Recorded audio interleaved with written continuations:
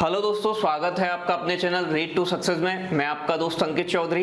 तो दोस्तों, ज्योग्राफी के अंदर हम पढ़ रहे थे रिवर सिस्टम, नदी तंत्र। तो नदी तंत्र के अंदर हमने हिमालयन रिवर यानी कि जो नदी हिमालय से निकलती है वो पढ़ ली है, जिसमें हमने इंडस रिवर सिस्टम, फिर उसके बाद हमने गंगा रिवर सिस्टम, फिर उसके बाद हमने Brahmaputra river system. 3 river system पढ़े जो 3 हिमालय से निकलने वाली मेजर रिवर हैं, इनकी ट्रिब्यूटरी पढ़ी। और आज की क्लास में जो हम डिस्कस करेंगे वो करेंगे पेनिनसुलर रिवर्स, या फिर इन्हें कह सकते हो साउथ इंडियन रिवर्स, यानी कि दक्षिण भारत की नदियां या प्रायद्वीपीय नदियां। तो दोस्तों, साउथ इंडिया, दक्षिण भारत को ही पेनिनसुला कहा जाता है। क्यों कहा जाता है? क्योंकि ये 3 साइड से पानी से घिरा है। तो आप पेनिनसुलर रिवर्स कहो या फिर साउथ इंडियन रिवर्स कहो, एक ही बात है। तो दोस्तों, आज की क्लास में हम पढ़ेंगे दक्षिण भारत की नदियों के बारे में। तो यहाँ विंध्य पर्वत से नीचे का जो इंडिया का पार्ट है वो साउथ इंडिया कहलाता है, और ऊपर का पार्ट जो था वो हमारा नॉर्थ इंडिया कहलाता था। तो आज हम दक्षिण भारत में जितनी भी नदी प्रवाहित होती हैं उनके बारे में जानेंगे। तो दोस्तों, मैं आपको बता दूं कि दक्षिण भारत की नदियों को हमने 2 पार्ट में कैटेगराइज कर लिया है, जिससे कि हमें पढ़ने में आसानी रहे और समझने में आसानी रहे, सारी चीजें आपको समझ में अच्छे तरीके से आए। तो पहली बात मैं आपको बता दूं कि जो पेनिनसुलर रिवर्स हैं या साउथ इंडियन रिवर्स है, प्रायद्वीपीय नदियां हैं, उन्हें हमने 2 पार्ट में कैटेगराइज किया है। किस बिहाफ पे किया है? तो अकॉर्डिंग टू रिवर की जो डायरेक्शन होगी, जो अकॉर्डिंग टू डायरेक्शन किस दिशा में नदी प्रवाहित हो रही है, इस आधार पर हमने नदियों को 2 पार्ट में डिवाइड कर दिया है साउथ इंडिया वाली के। आप इंडिया का मैप बनाते हो तो राइट हैंड साइड आप क्या लेते हो? ईस्ट डायरेक्शन, और लेफ्ट हैंड साइड आप क्या लेते हो? वेस्ट डायरेक्शन, यानी कि ये पूर्व हो गया और ये पश्चिम हो गई। तो दक्षिण भारत की कुछ नदी ऐसी है जो पूर्व की तरफ प्रवाहित होती है और अपना जल बंगाल की खाड़ी में, बे ऑफ बंगाल, BOB बोलते हैं इसे, बंगाल की खाड़ी में गिराती हैं। इधर से निकलेंगी, इधर जाएंगी पूर्व दिशा की ओर। कुछ नदियां ऐसी हैं जो इधर से निकल के किधर, पश्चिम वेस्ट की तरफ जाती हैं और अपना जल कहां गिराती हैं? तो अरेबियन सी में। कहां गिराती हैं? अरेबियन सी, अरब सागर में। तो ये बात आपको थोड़ी सी ध्यान रखनी है कि कुछ नदी ऐसी हैं दक्षिण भारत की जो पूर्व की ओर प्रवाहित होती हैं। तो हमने 2 पार्ट में कैटेगराइज कर दिया है प्रायद्वीपीय नदियों को, जिसमें से फर्स्ट है हमारा पूर्व की ओर प्रवाहित होने वाली नदियां, यानी कि ईस्ट डायरेक्शन में जो रिवर्स फ्लो करती हैं, वो फर्स्ट कैटेगरी ली है हमने। और सेकंड जो कैटेगरी ली है वो ली है पश्चिम की ओर प्रवाहित होने वाली नदियां, यानी कि वेस्ट डायरेक्शन में जो फ्लो करती हैं नदी, पश्चिम की तरफ प्रवाहित होती हैं, उन नदियों के बारे में। तो हमने 2 कैटेगराइजेशन किया। फर्स्ट था पूर्व की ओर प्रवाहित, जो पूर्व की ओर बहेंगी। दूसरा था हमारा पश्चिम की ओर प्रवाहित होने वाली नदी। जो पूर्व की ओर प्रवाहित होने वाली नदी है, जो पूर्व में हमारी वाटर बॉडी है बे ऑफ बंगाल, इसमें अपना जल गिराएंगी। इसलिए पूर्व की ओर प्रवाहित होने वाली नदियों को हम बंगाल की खाड़ी में जल गिराने वाली नदियां भी कहते हैं। तो किस नाम से और जानते हैं इन्हें? बंगाल की खाड़ी में जल गिराने वाली नदी। तो चाहे आप कहो पूर्व की ओर प्रवाहित होने वाली नदी, चाहे आप कहो बंगाल की खाड़ी में जल गिराने वाली नदी, क्योंकि जितनी भी नदियां पूर्व की ओर प्रवाहित होंगी वो अपना जल कहां गिराएंगी? बंगाल की खाड़ी में, बे ऑफ बंगाल में। इसलिए इन्हें बंगाल की खाड़ी में जल गिराने वाली नदियां भी कहते हैं। इनका मुहाना कहां होगा, माउथ कहां होगा, एंड पॉइंट कहां होगा? तो बे ऑफ बंगाल होगा। आगे बात करें, पश्चिम की ओर प्रवाहित होने वाली जो नदी है वो भी अपना कहीं वाटर गिराएंगी। तो वो किस वाटर बॉडी में वाटर गिराती है? अरब सागर में। इसलिए जो नदी पश्चिम की ओर प्रवाहित होती है उन्हें अरब सागर में जल गिराने वाली नदियां भी कहते हैं, क्योंकि आपका ये वाला पोर्शन किसका होता है? अरेबियन सी का, और ये किसका है? बे ऑफ बंगाल। तो कुछ जो पूर्व की ओर प्रवाहित होंगी वो बंगाल की खाड़ी में जल गिराती हैं, और जो पश्चिम की ओर प्रवाहित होंगी वो अरब सागर में अपना जल गिराती हैं। नेक्स्ट पॉइंट की बात करें, जो नदी पूर्व की ओर प्रवाहित होती है ये अधिकांश नदी किसका? डेल्टा का निर्माण करती हैं। किसका निर्माण करती हैं? डेल्टा का। जबकि मैं बात करूं जो नदी पश्चिम की ओर प्रवाहित होती है ये नदी ज्वार नदमुख का निर्माण करती हैं, और ज्वार नदमुख को क्या बोलते हैं? इंग्लिश में बोलते हैं एस्चुरी। तो ये बात आपको ध्यान रखनी है कि पूर्व की ओर प्रवाहित होने वाली अधिकांश नदी यानी कि ज्यादातर रिवर क्या करती हैं? डेल्टा का निर्माण करती हैं, डेल्टा बना देती हैं। जबकि जो पश्चिम की ओर नदी प्रवाहित होती है उनमें से अधिकतर नदी ज्वार नदमुख यानी कि एस्चुरी का निर्माण करती हैं।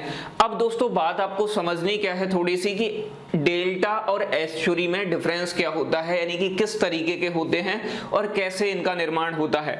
मैंने आपको बताया जो भी नदी ईस्ट डायरेक्शन में फ्लो करती हैं वो डेल्टा बनाती हैं, लेकिन सभी नहीं बनाती, ज्यादातर अधिकांश बनाती हैं।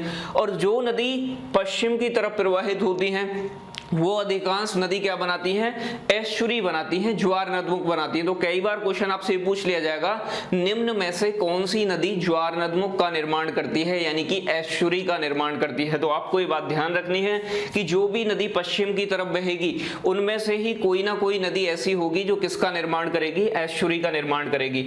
अब एक बात आपको ध्यान रखनी है थोड़ी सी, मैंने आपको पिछली क्लास में बताया था कि यहां से आती है आपकी ब्रह्मपुत्र नदी, और ब्रह्मपुत्र और गंगा उत्तराखंड से आती है, दोनों मिलती हैं और बंगाल की खाड़ी में आपका ये सुंदरबन डेल्टा का निर्माण करती हैं। तो पहली बात आपको ये समझनी है कि डेल्टा है क्या। तो नदियां अपने साथ जब सेडिमेंट लेके आती हैं, अवसाद लेके आती हैं, जब रिवर्स अपने साथ क्या लेके आती हैं, अवसाद, और जब उनका प्रवाह यानी कि जो फ्लो होता है वो बहुत धीमा हो जाता है, वेग नदी का बहुत कम हो जाता है, तो वो अपने साथ लाए गए अवसाद को तट पर डिपॉजिट करना यानी कि निक्षेपित यानी कि जमा करना शुरू कर देती है, जिससे कि एक ट्रायंगल टाइप स्ट्रक्चर बनता है मिट्टी का, जिसे हम क्या कहते हैं, डेल्टा कहते हैं। क्या कहते हैं, डेल्टा। तो बात समझनी क्या है कि जब ये नदियां बहेंगी तो ये अपने साथ क्या लेके आएंगी, सेडिमेंट, और सेडिमेंट को ये कोस्ट पे, तट पे जमा कर देंगी। नदी का वेग कम होने के कारण अगर नदी का वेग यानी कि स्पीड अगर ज्यादा होगी तो फिर डेल्टा का निर्माण नहीं होगा। डेल्टा का निर्माण कब होगा, जब नदी मंदी यानी कि धीमी गति से प्रवाहित हो रही है, तो वो अपने लाए गए सेडिमेंट को, अपने लाए गए अवसाद को वो अपने तट पर स्टोर करना स्टार्ट कर देती है और एक ट्रायंगल टाइप का स्ट्रक्चर बनता है जिसे हम डेल्टा के नाम से जानते हैं। ये बात आप समझ गए होंगे कि डेल्टा क्या होता है। तो जो भी नदी पूर्व की ओर बहेंगी वो क्या बनाएंगी, डेल्टा बनाएंगी, ज्यादातर नदी। ठीक है दोस्तों, अब बात करते हैं एस्चुरी की। तो अब ऐसा होता क्यों है, पहली बात तो जितनी भी नदी पूर्व की तरफ बहती हैं उनको यानी कि जो वेग होता है, स्पीड होती है, लास्ट में उनकी कम हो जाती है, क्योंकि यहाँ क्या है हमारा ईस्टर्न घाट माउंटेन, पूर्वी घाट पर्वत, और पूर्वी घाट पर्वत के जो बगल में पूर्वी तटीय मैदान है इनका स्लोप, ढलान बहुत कम है, यानी कि बहुत कम ढलान है, इसलिए नदियों की गति यहां जाके कम हो जाती है, जिसके लिए क्या किसका निर्माण कर देती, डेल्टा का निर्माण कर देती हैं। ये बात आपको ध्यान रखनी है। जबकि यहां आपका वेस्टर्न घाट माउंटेन है, पश्चिमी घाट पर्वत, और पश्चिमी घाट पर्वत के जो तटीय मैदान है, पश्चिमी तटीय मैदान, इनकी स्लोप यानी कि ढलान बहुत ज्यादा है, तो जो नदी यहां प्रवाहित होती है वो बहुत तेज स्पीड से जाती है, तो वो अपने साथ लाए गए सेडिमेंट को डिपॉजिट नहीं कर पाती, इकट्ठा नहीं कर पाती, जिससे कि इस सेक्टर में यानी कि जो पश्चिम की तरफ बहती हैं नदियां वो एस्चुरी का निर्माण कर देती हैं, डेल्टा का निर्माण नहीं करती। तो ये बात आपको क्लियर होगी कि यहां ढलान ज्यादा है, और इन नदियों का सीन क्या है कि ये नदियां रिफ्ट वैली, भ्रंश घाटी में भी प्रवाहित होती हैं, तो इनके पास सेडिमेंट यानी कि अवसाद की भी कमी होती है। दूसरा क्या है कि ये नदी बहुत तेज स्पीड से फ्लो करती है, इसलिए ये अपने साथ जो भी सेडिमेंट है थोड़ा बहुत उसे डिपॉजिट नहीं कर पाती, और यहाँ डेल्टा का निर्माण नहीं होता है, एस्चुरी बनती है। तो दोस्तों आपको ध्यान क्या रखना है कि जितनी भी नदियां पूर्व की तरफ प्रवाहित होती हैं वो नदी क्या बनाती हैं, वो नदियां डेल्टा का निर्माण करती हैं, डेल्टा बनाती हैं, जबकि जो नदी पश्चिम की तरफ बहती हैं वो एस्चुरी यानी कि ज्वार नदमुख का निर्माण करती हैं।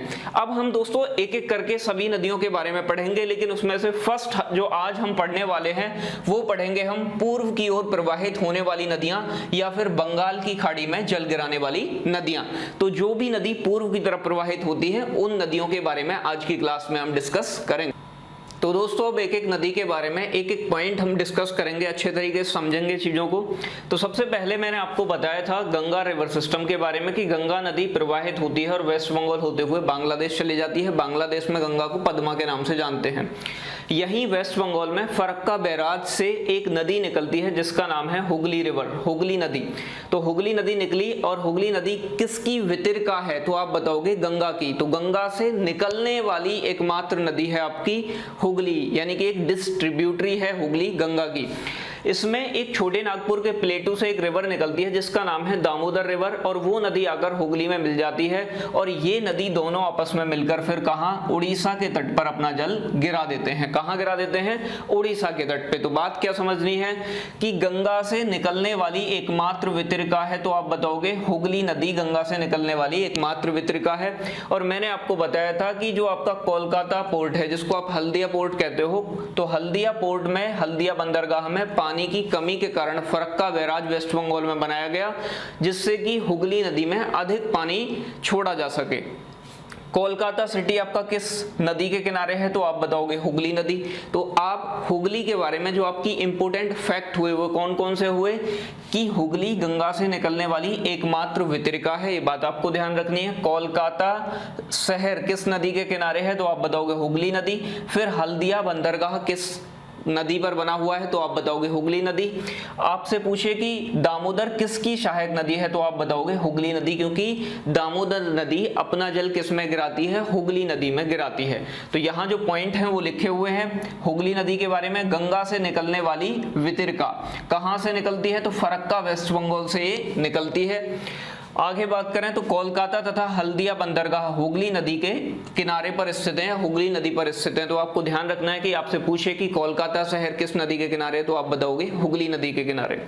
आगे बात करें सहायक नदी कौन सी है हुगली की? तो आप बताओगे दामोदर नदी। तो ये पॉइंट हुए किसके बारे में? हुगली के बारे में।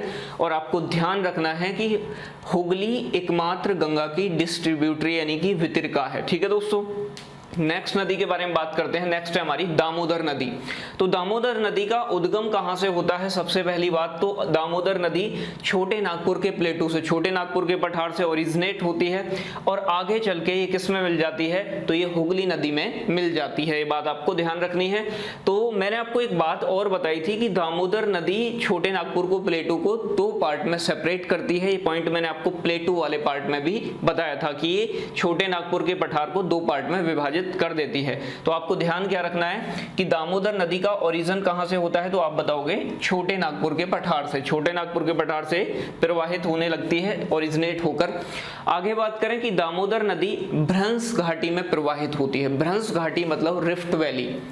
तो मैंने आपको बताया था कि भारत में 3 नदी ही भ्रंश घाटी में प्रवाहित होती हैं, जिसमें से नर्मदा, ताप्ती और तीसरी है दामोदर। तो यह बात आपको ध्यान रखनी है कि भ्रंश घाटी में प्रवाहित होने वाली नदी है दामोदर एक। और भ्रंश घाटी होती क्या है? कोई दो प्लेट जब खिसक जाती हैं तो जो गैप बन जाता है बीच में, उसे ही क्या कहते हैं? भ्रंश घाटी कहते हैं। जमीन के नीचे धंसने पर जो कगार बनती है उसे ही क्या कहा जाता है? भ्रंश घाटी कहा जाता है। और जो इससे पर्वत बनते हैं उन्हें भ्रंश पर्वत यानी कि ब्लॉक माउंटेन कहा जाता है। तो आपको ध्यान रखना है कि भ्रंश घाटी में प्रवाहित होती है दामोदर नदी और हुगली नदी में अपना जल गिराती है। तो पीछे आपको पता है कि दामोदर किसमें जाके मिल जाती है?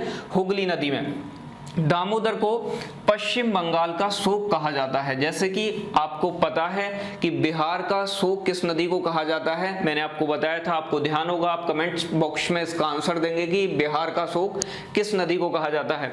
इसी तरीके से दामोदर नदी को पश्चिम बंगाल, वेस्ट बंगाल का शोक कहा जाता है। और किसी नदी को किसी स्थान का शोक तब कहा जाता है जब वो अत्यधिक बाढ़ लेके आती हो।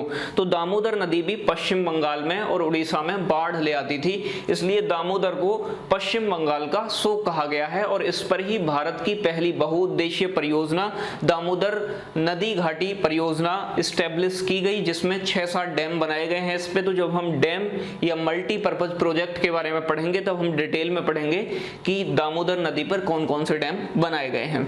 तो आपको बात ध्यान रखनी है, दामोदर नदी ओरिजिनेट कहां से होती है? छोटे नागपुर के प्लेट से। फिर ये भ्रंश घाटी में प्रवाहित होती है यानी कि रिफ्ट वैली में फ्लो करती है। इसके बाद ये हुगली में जाके अपना जल गिरा देती है और दामोदर को वेस्ट बंगाल का शोक भी कहा जाता है। नेक्स्ट है हमारी स्वर्ण रेखा रिवर। तो स्वर्ण रेखा नदी कहां से ओरिजिनेट होती है? तो ये भी आपके छोटे नागपुर के प्लेटू से ओरिजिनेट होती है और उड़ीसा के तट पे जाके अपना जल गिरा देती है। तो आपको ध्यान रखना है, स्वर्ण रेखा नदी छोटा नागपुर प्लेटू या रांची का पठार, रांची का प्लेटू। तो रांची प्लेटू बोलो या छोटा नागपुर, क्योंकि रांची प्लेटू भी किसका उपनाम है? तो आप बताओगे छोटे नागपुर प्लेटू का। इसके किनारे पे जमशेदपुर शहर है आपका। जमशेदपुर को आपके किस किस नाम से जानते हैं? आपका जमशेदपुर को इस्पात नगरी, इस्पात का मतलब होता है आपका स्टील सिटी या फिर आपका भारत का पिट्सबर्ग भी कहा जाता है। तो आपको ये बात ध्यान रखनी है कि जमशेदपुर आपका स्टील सिटी यानी कि इस्पात नगरी या फिर भारत का पिट्सबर्ग के नाम से भी जानते हैं। आगे एक बात आपको ध्यान रखनी है, वो ये है कि जैविक मरुस्थल नदी, आपसे पूछेगा निम्न में से किस नदी को जैविक मरुस्थल नदी के नाम से जानते हैं, तब आपके पास दो ऑप्शन सही होंगे, एक तो स्वर्णरेखा और दामोदर, यानी कि स्वर्णरेखा नदी और दामोदर नदी को जैविक मरुस्थल नदी के नाम से भी जाना जाता है। ये बात आपको ध्यान रखनी है। अब देखो दोस्तों, स्वर्णरेखा नदी का नाम स्वर्णरेखा आखिर क्यों है, तो उसका एक रीजन भी है कि ये पूरा जो छोटा नागपुर प्लेटू है ये मिनरल्स यानी कि खनिजों की दृष्टि से बहुत ज्यादा समृद्ध है, इसलिए यहाँ पर जब ये नदी प्रवाहित होती है तो ये अपने साथ जो पठार के बीच से जब जाती है तो बहुत सारे इसमें क्या मिल जाते हैं, मिनरल्स मिल जाते हैं, और इसके रेत में गोल्ड भी पाया जाता है, सोना भी पाया जाता है। तो रेत को छानकर वहां से वहां के जो लोकल लोग हैं वो सोना भी निकालते हैं, लेकिन ऐसा नहीं है कि आप वहां पहुंच जाओ सारा काम दाम छोड़ के कि सोना निकालना है हमें। सोना बहुत लिमिटेड क्वांटिटी में मिलता है, पूरे दिन मेहनत करने के बाद रेत को छानने के बाद बाहर निकालने के बाद थोड़ा बहुत सोना उसमें निकल आता है, जिससे कि डेली बेसिस की जो आपकी जो मतलब जो जरूरत है वो पूरी हो पाए। ठीक है दोस्तों, तो इसे जैविक मरुस्थल नदी भी कहते हैं स्वर्णरेखा को। इसके रेत से स्वर्णरेखा के सोना भी निकाला जाता है। और आगे बात करें तो जमशेदपुर हुआ या बहुत सारे ऐसे यहाँ पर कारखाने लगे हुए हैं जिनकी वजह से इस सेक्टर में जितना भी इन कारखानों का पॉल्यूटेड वाटर होता है वो स्वर्णरेखा नदी के अंतर्गत जाता है। तो स्वर्णरेखा नदी एक बहुत ज्यादा पॉल्यूटेड रिवर भी है, प्रदूषित नदी भी है। रीजन कि यहाँ पर जितने भी उद्योग धंधे बने हुए हैं वो स्वर्णरेखा के किनारे है, और सभी वो जो गंदा पानी है, पॉल्यूटेड वाटर है, वो किस में गिराते हैं, स्वर्णरेखा में। इसीलिए स्वर्णरेखा नदी के अंदर आपके जलीय जीव बहुत कम मात्रा में या फिर ना के बराबर पाए जाते हैं। ये बात आपको ध्यान रखनी है कि अगर रिवर का वाटर पॉल्यूटेड होगा तो उसमें जलीय जीव नहीं पाए जाएंगे। अगर रिवर का वाटर पॉल्यूटेड नहीं है, स्वच्छ है, तो उसमें जलीय जीव अधिक पाए जाएंगे। ठीक है दोस्तों, अब बात करते हैं नेक्स्ट रिवर के ऊपर। दोस्तों तो अगली नदी है हमारी नेक्स्ट वैतरणी नदी। तो वैतरणी नदी उड़ीसा के क्योंझर पठार से ओरिजिनेट होती है और उड़ीसा के तट पे जाके अपना जल गिरा देती है। तो इसके बारे में यही खास बात है, ये इंपॉर्टेंट पॉइंट है कि वैतरणी नदी का ओरिजिनेट पॉइंट क्या है, तो आप बताओगे क्योंझर जिला या क्योंझर पठार उड़ीसा, और ये उड़ीसा के तट पे ही अपना जल गिरा देती है, उड़ीसा से ही ओरिजिनेट होती है। उड़ीसा के इस वैतरणी नदी के बाद जो नेक्स्ट रिवर है हमारी वो छोटा नागपुर प्लेटू से निकलती है और इस नदी का नाम है ब्राह्मणी। क्या नाम है, ब्राह्मणी। तो ब्राह्मणी के बारे में बात करें तो ब्राह्मणी नदी का भी ओरिजिनेट कहां से होता है, छोटा नागपुर प्लेटू से। छोटा नागपुर का जो पठार है उससे ही इस नदी का क्या होता है, ओरिजिनेट होता है छोटा नागपुर प्लेटू से, और ये उड़ीसा के तट पे जाके अपना जल गिरा देती है। तो बेसिकली हमारी 3 रिवर्स हैं जो ओरिजिनेट होती हैं छोटा नागपुर प्लेटू से, जिसमें से फर्स्ट है हमारी दामोदर रिवर, दूसरी है हमारी, सेकंड है हमारी स्वर्णरेखा रिवर, और थर्ड है हमारी ब्राह्मणी। तो 3 नदियों का ओरिजिन छोटा नागपुर प्लेटू से होता है और ये उड़ीसा के कोस्ट पे अपना जल गिरा देती हैं। तो हमने यहां तक कौन कौन सी रिवर कवर की हैं, हुगली, दामोदर, स्वर्णरेखा, वैतरणी और ब्राह्मणी। तो ये आपकी 5 रिवर हैं जिनके बारे में हमने बात कर ली। तो ब्राह्मणी का भी ओरिजिन कहां से होता है, छोटा नागपुर प्लेटू से। इसके बारे में भी कोई इतनी खास बात नहीं है जो आपसे एग्जाम में पूछी जाती हो। नेक्स्ट रिवर है आपकी जिसका नाम है आपका महानदी। महानदी वेरी इंपॉर्टेंट है, कई बार इससे क्वेश्चन बना है, इसके बारे में थोड़ा सी चीजों को आपको ध्यान रखना पड़ेगा। मैंने आपको जब एक माउंटेन के बारे में बताया था, जैसे बोलते हो आप सतपुड़ा पर्वत। सतपुड़ा पर्वत श्रृंखला 3 पार्ट में डिवाइड थी, मैंने आपको बताया था, राज, पीपला, महादेव और मैकाल। और मैकाल पर्वत की सबसे ऊंची चोटी थी अमरकंटक, और अमरकंटक चोटी आपकी एमपी, कुछ एरिया उसका एमपी में आता है और कुछ छत्तीसगढ़ में। तो एमपी और छत्तीसगढ़ के बीच वो थी, वहीं से ओरिजिनेट होती है आपकी महानदी। और महानदी आपकी छत्तीसगढ़ में बहते हुए और उड़ीसा में बहते हुए उड़ीसा के तट पे अपना जल गिरा देती है। तो बात ध्यान क्या रखनी है, महानदी का ओरिजिन पॉइंट आपको ध्यान रखना है कि अमरकंटक चोटी छत्तीसगढ़ से ओरिजिनेट होती है। यदि आपके पास ऑप्शन में अमरकंटक चोटी नहीं है तो आपको सिहवा पहाड़ी छत्तीसगढ़ मिल सकता है, ये बात आपको ध्यान रखनी है। तो ये दोनों ही इसके ओरिजिन पॉइंट हो जाते हैं, पहला अमरकंटक चोटी छत्तीसगढ़ या फिर सिहवा पहाड़ी छत्तीसगढ़। ये भी जो मैकाल पहाड़ी है उसी का ही पार्ट है। तो सिहवा पहाड़ी पूछे आपसे या अमरकंटक, दोनों में से एक ऑप्शन आपका होगा। ओरिजिन पॉइंट की बात करें तो छत्तीसगढ़ और उड़ीसा में ये नदी महानदी प्रवाहित होती है। बात आपको ध्यान रखनी है कि महानदी किस किस स्टेट में, यानी कि छत्तीसगढ़ से निकली और उड़ीसा में होते हुए उड़ीसा के तट पे डेल्टा का निर्माण कर देती है। आगे बात करें, उड़ीसा में महानदी पर एक डैम बनाया गया है जिसका नाम है हीराकुंड डैम या हीराकुंड बांध। तो हीराकुंड बांध जिसकी लंबाई की बात करूं वो लगभग 5 किलोमीटर यानी कि 4.8 किलोमीटर है। ये महानदी पर स्थित है और ये उड़ीसा स्टेट के अंतर्गत आता है। किसके अंतर्गत आता है? उड़ीसा के। और ये भारत का सबसे लंबा बांध है। हालांकि हम डिटेल में जितने भी मल्टीपर्पज प्रोजेक्ट और डैम है उन्हें डिटेल में डिस्कस करेंगे, लेकिन आपको ध्यान रखना है कि हीराकुंड डैम भारत का सबसे लंबा डैम है। 5 किलोमीटर के समथिंग इसकी लंबाई है, महानदी पर स्थित है, उड़ीसा स्टेट में है और ये भारत का सबसे लंबा डैम है, लॉन्गेस्ट डैम इन इंडिया। आगे बात करें, महानदी उड़ीसा के तट पर डेल्टा का निर्माण करती है। तो ये बात भी आपको ध्यान रखनी है कि महानदी यहां से ओरिजिनेट हुई और इस डायरेक्शन में, ईस्ट डायरेक्शन में फ्लो करते हुए उड़ीसा के कोस्ट पे डेल्टा का निर्माण कर देती है। तो आपको ध्यान रखना है महानदी ओरिजिन कहां से होती है, अमरकंटक चोटी छत्तीसगढ़ या सिहवा पहाड़ी छत्तीसगढ़ से ओरिजिनेट होती है, छत्तीसगढ़ और उड़ीसा में प्रवाहित होती है। हीराकुंड डैम जो बना हुआ है वो महानदी पर स्थित है, ये उड़ीसा स्टेट में आता है। यह भारत का सबसे लंबा डैम है। महानदी उड़ीसा के तट पे डेल्टा का निर्माण करती है। तो ये महानदी के बारे में इंपोर्टेंट पॉइंट थे जो पूछे गए हैं, अभी तक एग्जाम में पूछे जाने की संभावना है। तो दोस्तों नेक्स्ट रिवर है हमारी गोदावरी रिवर। तो गोदावरी नदी का जो ओरिजिन होता है वो महाराष्ट्र स्टेट में आपके वेस्टर्न घाट माउंटेन, पश्चिमी घाट पर्वत से होता है। तो पश्चिमी घाट पर्वत से 3 बेसिकली आपकी नदियों का ओरिजिन होगा, जिसमें से एक है आपकी गोदावरी, एक है कृष्णा और एक है कावेरी, जो हम अभी डिस्कस करेंगे। सबसे पहले बात करते हैं गोदावरी। तो गोदावरी नदी का जो ओरिजिन होता है वो त्रियंबक पहाड़ी बोलो या त्रियंबक गांव मिल जाएगा आपको देखने को, नासिक डिस्ट्रिक्ट में और महाराष्ट्र स्टेट से होता है। तो कहां से होता है ये बात आपको ध्यान रखनी है, त्रियंबक गांव, नासिक, महाराष्ट्र।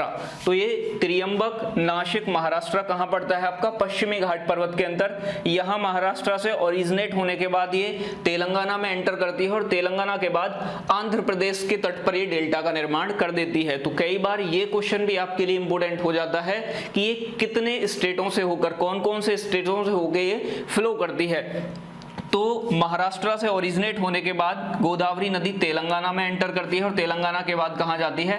आंध्र प्रदेश के तट पे डेल्टा का निर्माण कर देती है। तो ये 3 स्टेटों से होके बेसिकली फ्लो करती है। अब एक बात आपको ध्यान रखनी है कि जो गोदावरी नदी का बेसिन है, बेसिन होता क्या है पहले ये समझो आप, कि जो गोदावरी नदी है और उसकी सहायक नदियों का जो पूरा क्षेत्र है उसे नदी का बेसिन कहा जाता है। क्या कहा जाता है? River basin. तो गोदावरी नदी का बेसिन बहुत ज्यादा बड़ा है, इसकी बहुत सारी ट्रिब्यूटरीज हैं, सहायक नदियां हैं। आगे बात करें तो गोदावरी नदी की लंबाई की बात करूं मैं, 1465 किलोमीटर गोदावरी नदी की लंबाई है। यह दक्षिण भारत की सबसे लंबी नदी है। अगर आपसे पूछे कि प्रायद्वीपीय भारत की सबसे लंबी नदी कौन सी है या दक्षिण भारत की सबसे लंबी नदी कौन सी है, तो आप बताओगे गोदावरी। और दूसरा पॉइंट ये है इसके बारे में कि ये गंगा नदी के बाद भारत की दूसरी सबसे लंबी नदी है, यानी कि दक्षिण भारत या प्रायद्वीपीय भारत की तो सबसे लंबी नदी है, लेकिन आपकी पूरे भारत में इसकी दूसरे नंबर की सबसे लंबी नदी है गोदावरी। यह बात आपको ध्यान रखनी है कि ये दूसरे नंबर की सबसे लंबी नदी है। पहले नंबर पर आपकी गंगा आती है पूरे भारत के अंदर, तथा दक्षिण भारत की सबसे बड़ी नदी है। बड़ी नदी इसलिए है क्योंकि इसमें वाटर का अमाउंट भी काफी ज्यादा है, तो ये दक्षिण भारत की सबसे बड़ी नदी भी हो जाती है और दक्षिण भारत की सबसे लंबी नदी भी हो जाती है। इसके कुछ उपनाम हैं, उपनाम से जाना जाता है इन्हें, जिसके उपनाम क्या है? बूढ़ी गंगा या वृद्ध गंगा। तो आपसे पूछेगा दक्षिण भारत की गंगा या बूढ़ी गंगा या वृद्ध गंगा किस नदी को कहते हो, तो आप बताओगे गोदावरी। तो आपको ध्यान रखना है कि गोदावरी नदी के उपनाम क्या क्या हैं। बूढ़ी गंगा, दक्षिण भारत की गंगा, ये गोदावरी नदी के उपनाम है, या वृद्ध गंगा। ठीक है दोस्तों, किन किन स्टेटों में फ्लो करती है, महाराष्ट्र, तेलंगाना और आंध्र प्रदेश, और ये आंध्र प्रदेश के तट पे डेल्टा का निर्माण करती है। तो यहाँ आंध्र प्रदेश के कोस्ट पे डेल्टा बना रही है। मैंने अभी तक आपको 2 नदी दिखाई हैं जो डेल्टा का निर्माण कर रही है। यहाँ एक महानदी है और एक आपकी गोदावरी है, और ऊपर गंगा और ब्रह्मपुत्र नदी सुंदरवन डेल्टा का निर्माण करती हैं। तो इसकी अब ट्रिब्यूटरी की बात करें, यानी कि सहायक नदियों की, गोदावरी जो पूछ लिया जाता है आपसे, तो गोदावरी नदी ये फ्लो कर रही है, जो रेड कलर से शो कर रखा है, ये ऊपर से आने वाली जो सहायक नदियां हैं उन्हें कहा जाएगा लेफ्ट हैंड ट्रिब्यूटरी, यानी कि बाएं हाथ की सहायक नदी, और जो नीचे से मिलेंगी उन्हें कहा जाएगा राइट हैंड ट्रिब्यूटरी, यानी कि दाएं हाथ की सहायक नदी। इसमें है क्या गोदावरी नदी में कि ज्यादातर जो नदी हैं वो लेफ्ट हैंड की तरफ से आके मिलती हैं, जिसमें से प्रमुख रूप से कौन कौन सी नदी हैं, तो पूर्णा, पेनगंगा, वर्धा, वेनगंगा और इंद्रावती। तो ये इसकी लेफ्ट हैंड ट्रिब्यूटरी हैं, जो वेरी इंपॉर्टेंट है, आपसे परीक्षा में पूछी भी गई है। राइट हैंड साइड से आपकी एक नदी आकर गोदावरी में मिलती है जिसका नाम है मंजरा, जिसका नाम है मंजरा। ये नदी भी वेरी इंपॉर्टेंट है, कई बार आपसे पूछी गई है। पूछेगा आपसे कि गोदावरी की दाएं हाथ की सहायक नदी कौन सी है, तो आप बताओगे मंजरा। तो ये जो इंपॉर्टेंट ट्रिब्यूटरी हैं वो मैंने यहाँ शो की गई हैं, आप इन्हें नोट कर लोगे। पूर्णा, पेनगंगा, वर्धा, वेनगंगा, इंद्रावती, ये लेफ्ट हैंड ट्रिब्यूटरी है गोदावरी की, और मंजरा राइट हैंड ट्रिब्यूटरी है। एक बात और ध्यान रखनी है आपको कि अगर पूछ ले आपसे कि गोदावरी की सबसे लंबी सहायक नदी कौन सी है, तो आप बताओगे मंजरा। तो ये जो इंपॉर्टेंट फैक्ट थे ये थे गोदावरी रिवर के बारे में। ओरिजिन पॉइंट त्रियंबक पहाड़ी या त्रियंबक गांव, नासिक, महाराष्ट्र। अगर पर्वत पूछ ले तो आप बताओगे वेस्टर्न घाट माउंटेन से ओरिजिनेट होती है, पश्चिमी घाट पर्वत से। लेंथ है इसकी 1465 किलोमीटर। दक्षिण भारत की सबसे लंबी नदी है तथा भारत की दूसरी सबसे लंबी नदी है गंगा के बाद, तथा दक्षिण भारत की सबसे बड़ी नदी है क्योंकि इसका नदी बेसिन बहुत ज्यादा बड़ा है, बहुत ज्यादा क्षेत्र में फैला हुआ है, 8 राज्यों में विस्तृत है। उपनाम क्या है, बूढ़ी गंगा, वृद्ध गंगा या दक्षिण भारत की गंगा के नाम से जानते हैं। किन किन स्टेटों में बहती है, तो महाराष्ट्र ओरिजिनेट होने के बाद तेलंगाना जाती है और तेलंगाना के बाद आंध्र प्रदेश जाती है। तो दोस्तों नेक्स्ट नदी है हमारी कृष्णा नदी, और कृष्णा नदी का ओरिजिन पश्चिमी घाट पर्वत की एक चोटी से होता है जिसका नाम है महाबलेश्वर चोटी। और महाबलेश्वर चोटी किस स्टेट में आती है, तो आप बताओगे महाराष्ट्र। तो महाराष्ट्र के अंदर महाबलेश्वर चोटी से ओरिजिन हुआ कृष्णा नदी का। तो यहाँ देखोगे आप, ये जो दिखाई दे रही है आपकी, ये आपकी कृष्णा रिवर है और ये है आपकी महाबलेश्वर चोटी। यहाँ से ओरिजिनेट हुई और महाराष्ट्र से ओरिजिन होने के बाद, उद्गम होने के बाद कृष्णा नदी कर्नाटक जाती है और कर्नाटक के बाद एंटर करती है तेलंगाना में, और तेलंगाना के बाद आंध्र प्रदेश में, और आंध्र प्रदेश के अंदर विजयवाड़ा के समीप ये डेल्टा का निर्माण कर देती है। तो आपको ध्यान रखना है कि कृष्णा नदी किस किस स्टेट से होकर प्रवाहित होती है। तो सबसे पहले ओरिजिनेट कहां से हुई, महाराष्ट्र से। महाराष्ट्र के बाद कहां गई, कर्नाटक। कर्नाटक के बाद तेलंगाना। तेलंगाना के बाद आंध्र प्रदेश स्टेट में विजयवाड़ा के समीप ये डेल्टा का निर्माण कर देती है। आगे बात करें तो इसकी कुछ लंबाई टोटल जो है वो कितनी है, 1401 किलोमीटर, लगभग 1400 किलोमीटर कृष्णा नदी की लेंथ है, लंबाई है। दक्षिण भारत की दूसरी सबसे लंबी नदी है। अगर मैं आपसे पूछूं कि दक्षिण भारत की लॉन्गेस्ट रिवर, सबसे लंबी नदी कौन सी है, तो आप बताओगे गोदावरी, क्योंकि उसकी लंबाई कृष्णा नदी की लंबाई से ज्यादा है। और आपसे मैं पूछूं कि दक्षिण भारत की दूसरी सबसे लंबी नदी कौन सी है, तो आप बताओगे कृष्णा नदी, इसकी लंबाई गोदावरी से थोड़ा कम है। तो ये बात आपको ध्यान रखनी है कि कृष्णा नदी का ओरिजिन कहां से होता है, तो आप बताओगे महाबलेश्वर चोटी, महाराष्ट्र से ओरिजिनेट होती है कृष्णा नदी, 4 स्टेट में फ्लो करती है। दक्षिण भारत की दूसरी सबसे लंबी नदी है, 1400 किलोमीटर के समथिंग इसकी लेंथ है, लंबाई है। आगे बात करें, एक नदी दिखाई दे रही होगी आपको, पहले अब बात कर लें इसकी सहायक नदी। कृष्णा की जो ट्रिब्यूटरी है उन्हें भी देख लें। ऊपर वाली जो होंगी वो लेफ्ट हैंड ट्रिब्यूटरी, नीचे वाली जो होंगी वो राइट हैंड ट्रिब्यूटरी। एक बार आपको देख लेना है, कई बार ये पूछ ली गई है तो पहले बात करते हैं हम लेफ्ट हैंड ट्रिब्यूटरी की। तो भीमा और मूसी जो इंपोर्टेंट ट्रिब्यूटरी हैं वो मैंने ली हैं। भीमा और मूसी किसकी सहायक नदी है? कृष्णा की।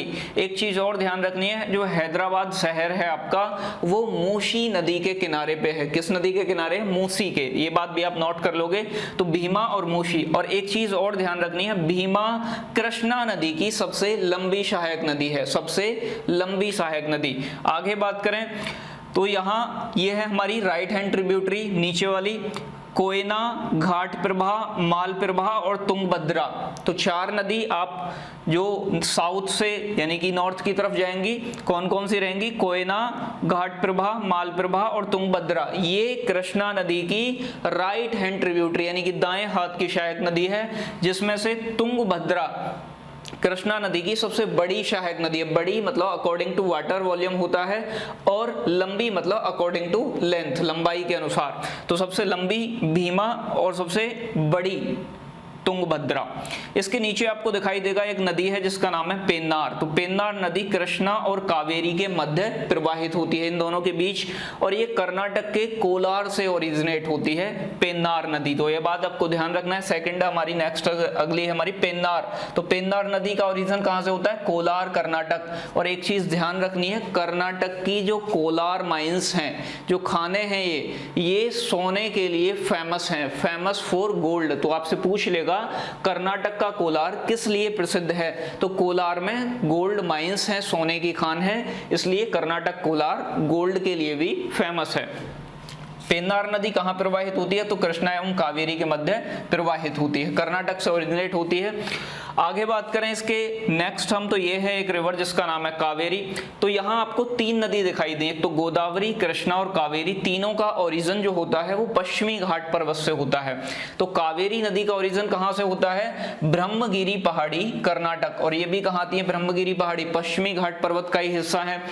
किस किस स्टेट में फ्लो करती है? तो कर्नाटक और तमिलनाडु राज्य में प्रवाहित होती है कावेरी नदी।